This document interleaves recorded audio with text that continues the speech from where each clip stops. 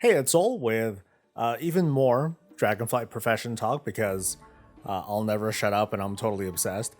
You might have noticed that I've been pretty focused on like the mythic side of things, the mythic level crafting stuff, because it's important. It's a new way of gearing up, and I think it's going to shake up the way that Endgame works.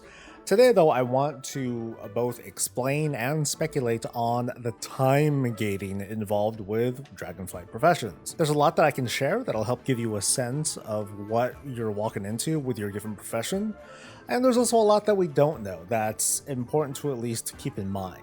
We're going to get right into it, and I hope that the information is useful, so if you don't mind, like the video, subscribe for more content, and let's first talk about Artisan's Metal. It's a special reagent that is generated whenever crafters do like special things. It's used to create the best profession equipment if you want to be the best sort of crafter, and it's used in recrafting either yours or others' gear, which is potentially a really big source of income.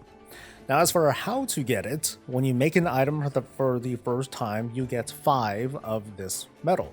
There's a profession quest line that awards a number of this item, and if you take your crafter out on adventure stuffs, they're going to occasionally run into this item here, a dragon shard of knowledge that you can turn in to develop your specialization and for more of this metal. Early on, your source of metal is going to come mostly from crafting new items, but once that dries out, there's only going to be so much that you can generate. I suspect that completing crafting orders will award a number of things, including skill points towards your profession, specialization points you can spend, and possibly this metal stuff here. Running out of metal means no more recrafting for you or your potential clients. It means holding off on creating those really cool profession tools. But now let's talk about these training matrices or matrices, maybe. They might not be that important for you personally, but newer players and maybe alts may be coming to you in the form of work orders or crafting orders to use this matrix to create some strong early max level gear. So here's an example recipe that they're used for. It's a very simple, very low level recipe without any of those really exotic materials that suddenly becomes very competitive thanks to this reagent. Now again, while we don't know much about crafting orders, I suspect that this is going to be a pretty easy pick for crafters who are looking to fulfill their max crafting orders for the day, which we're not quite sure how many you can do per day.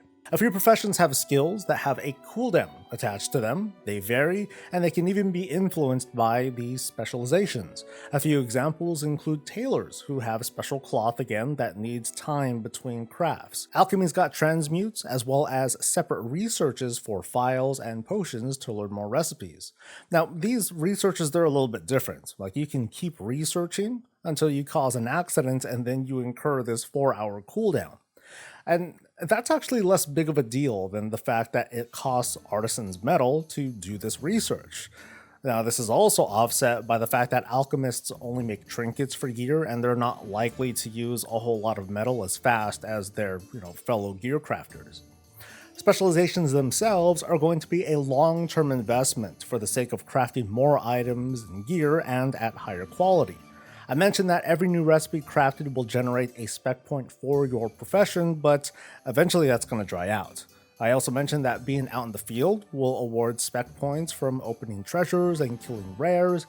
Sometimes you'll just find a spec point right away, other times you'll get one of those dragon shards to turn in. Daily and I think weekly quests also provide specialization points, and it's expected that completing crafting orders will hopefully award a few, either by just giving them to you right away or by some sort of quest. Scribes can also make these treatises via crafting order, so players can sort of buy a spec point, but it only looks like you can use one of these per week, which is kind of okay for the user, but great for the scribe. Throughout Dragonflight, characters are going to need specialization points, numbering in the hundreds, so we shouldn't expect more than a handful of players to max out their professions in a very short time. Reputation will be needed to access a good chunk of recipes, including weapons and trinkets that may be important to people.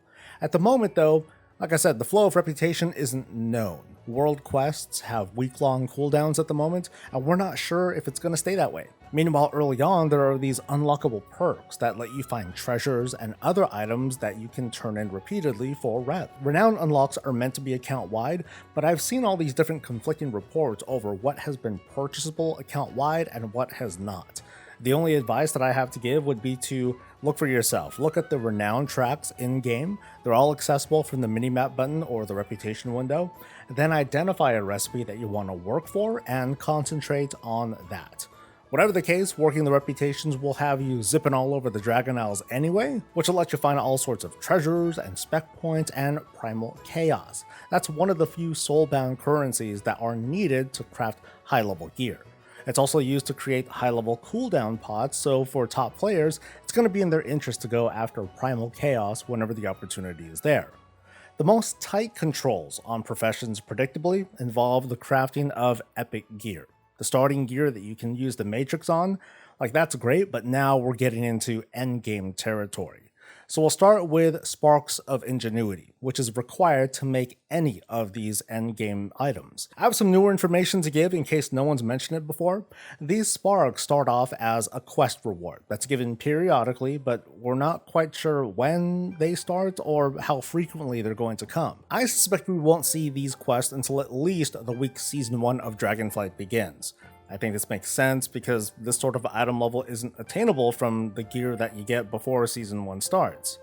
The sparks, like all the other Bind on Pickup reagents, can only be used by the person in possession of it. So the week that the first spark is available means that a character can wear at most one piece of epic crafted gear. Everyone is being time-gated in this case. At this point in the beta, there are 5 known quests of these types, including one that forces you to go into a dungeon, by the way, meaning that it could be 5 weeks until people can wear 5 pieces of crafted epic gear.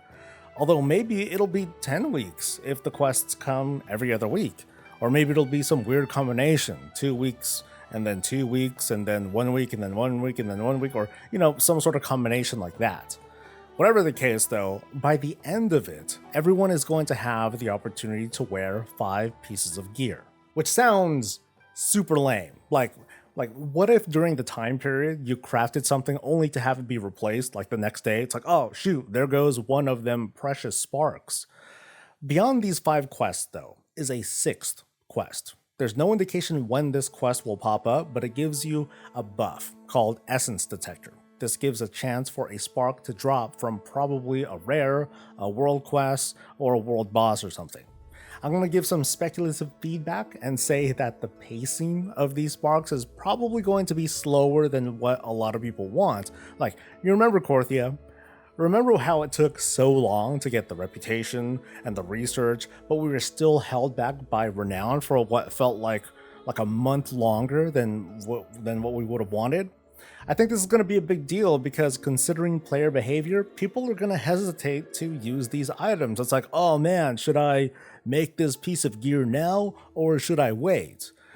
Now, I at least understand why the time gate is in place. Otherwise, crafted gear is going to be high enough in demand that it might consume too many resources too fast, causing shortages and prices getting unnecessarily high, something pay to win.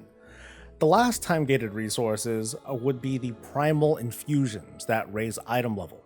We don't know exactly how they're obtained, but my guess is that it's going to be pretty close or pretty similar to the Sparks of Ingenuity and how fast you get those, because it'd be kind of silly to get one type of reagent faster than another because they would just bottleneck each other for no good reason. Now, as you might have noticed, there's a mix of materials and leveling up with different methods of acquisition. Some have strict controls that we can predict and plan around. That's the high-level stuff. Transmutes, cloth, and other cooldowns, they feel more like a flavorful feature that we're used to and not exactly something that needed to have these time gates. Spec points and materials like Primal Chaos have numerous sources, and reputation is more like a burden that we choose to either know life or to focus on one at a time. And real quick on gatherers, they just have a much easier time with all this, and they just need to focus on non-stop gathering, completing profession quests, and to be pretty aggressive about killing rares and finding treasures in their travels. So this is a lot of different stuff, and I hope that this helped you better understand what you're getting into with Dragonflight Professions. If it helped, please hit the like button, it helps me out. Subscribe for more content and join us over on Twitch for a chat. Coffee with Soul happens every Tuesday through Thursday starting at 8:30 a.m. Pacific. And I'll see you next time. Until then, stay safe, stay healthy, and stay breezy.